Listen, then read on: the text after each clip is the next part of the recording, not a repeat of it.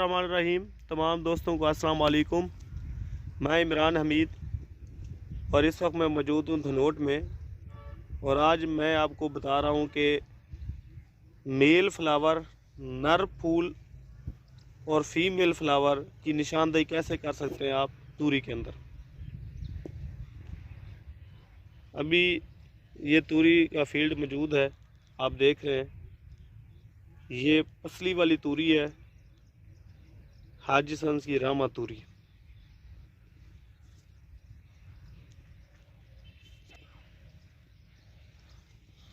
ये देखें, ये है मेल फ्लावर जिसके पीछे किसी किस्म का कैप्सूल मौजूद नहीं है।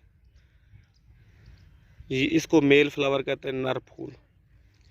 और साथ ही ये है जिसके पीछे तूरी लगी हुई है और आगे फ्लावर भी है, इसको कहते हैं फीमेल फ्लावर।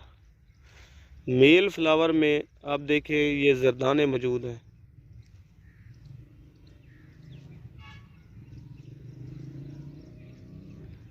इसको हम